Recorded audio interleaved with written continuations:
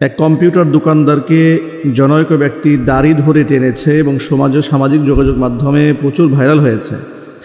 এ ব্যাপারে আপনার মতামত জানতে চাই। আপনারা যে সমস্ত ভাইরা আজকে এই প্রশ্নগুলো নিয়ে আমাদের কাছে এসেছেন, অত্যন্ত গুরুত্বপূর্ণ একটি প্রশ্ন আজকে আমরা হাতে পেয়েছি। আলহামদুলিল্লাহ।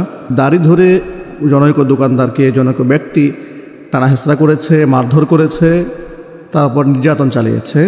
তো এই বিষয়টি আমারও দৃষ্টিগোচর হয়েছে। আমরা সোশ্যাল মিডিয়াতে কল্যাণে বিষয়টি আমরা দেখেছি। শরীয়তের দৃষ্টিকোণ থেকে এটাকে বিশ্লেষণ করা হলে ছোট্ট একটি হাদিসের অংশ যদি আপনাদের সামনে তুলে ধরি, তাহলে বিষয়টি বোঝা আপনাদের জন্য সহজ হয়ে যাবে। ওমর ফারুক রাদিয়াল্লাহু তাআলা আনহুর শাসন আমলে জনৈক ব্যক্তি ঠিক এভাবেই এক মুসলিম ভাইকে দাড়ি ধরে টান দিয়েছিল, আঘাত করেছিল।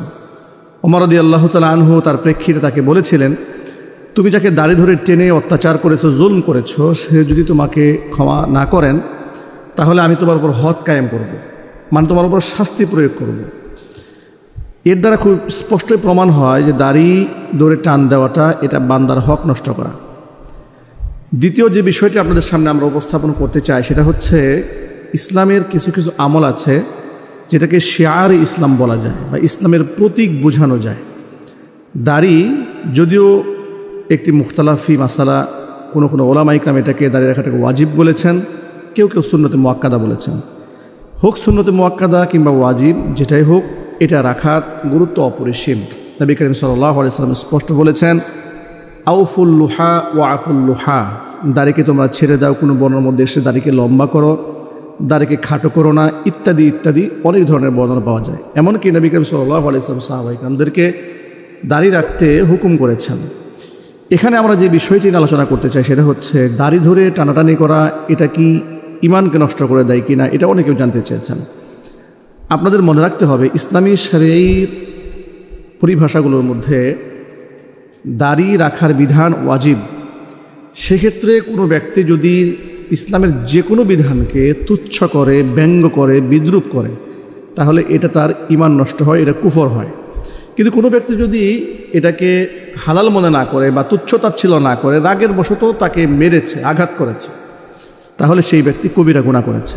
কারণ ইসলামী শরীয়তে কোনো ব্যক্তি এক ব্যক্তি আরেক ব্যক্তির গায়ে অকারণে অবশ্যই হাত তুলতে পারবে না, তার কোনো পারমিশন নেই। নবী করিম সাল্লাল্লাহু আলাইহি ওয়াসাল্লাম এবার স্পষ্টভাবে বলে দিয়েছেন, ওয়াল্লাহি লা ইউমিন ওয়াল্লাহি লা ইউমিন ওয়াল্লাহি লা ইউমিন, আল্লাহর কসম করে বলছি, সেই ব্যক্তি ইমানদার হতে পারবে না, সেই ব্যক্তি ইমানদার হতে পারবে না, সেই ব্যক্তি ইমানদার হতে পারবে না। সাহাবায়ে কেরাম জানতে চাইলেন, কোন ব্যক্তি? আল্লাযী লা ইয়ামানু জারুহু বাওয়াইকাহু, নবী করিম সাল্লাল্লাহু আলাইহি ওয়াসাল্লাম বললেন, যে ব্যক্তির অনিষ্টতা থেকে তার প্রতিবেশী নিরাপদ থাকতে না পারে।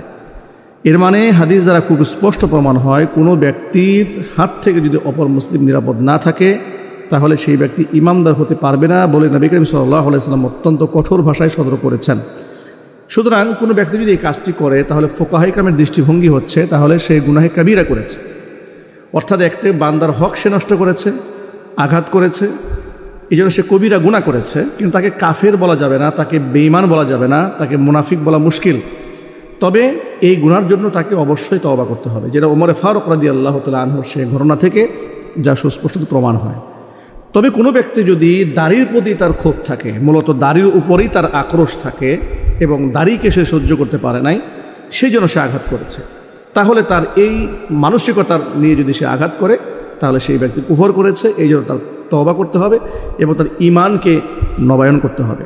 দেখুন, বিগত স্বৈরা শাসকের আমলেও আমরা দেখেছি, দাড়ি ধরে মানুষকে হেনস্থা করার যে নিকৃষ্ট উদাহরণ আমরা স্বৈরা শাসকের আমলেও দেখেছি। রাষ্ট্র দ্বিতীয়বারের মতো স্বাধীন হয়েছে, এরপরও আমরা এর ঘটনার পুনরাবৃত্তি আবার দেখতে পেয়েছি। এর মানে হচ্ছে, সমাজ থেকে স্বৈরতন্ত্র পরিপূর্ণভাবে বিদায় হয়নি, এখনও পর্যন্ত স্বৈরতন্ত্র সমাজের রন্ধ্রে রন্ধ্রে মিশে আছে। যদি ঐক্যবদ্ধভাবে গোটা জাতি এটাকে মোকাবেলা করতে পারে, তাহলে স্বৈরতন্ত্র দেশ থেকে মুক্ত করা সম্ভব হবে। আমি আমার সকল মুসলিম ভাইদের প্রতি উদাত্ত আহ্বান জানাচ্ছি, এই ধরনের জঘন্য এবং হিংসাত্মক কর্মকাণ্ড থেকে আল্লাহ তাআলা যেন আমাদের সকলকে হেফাজত করেন।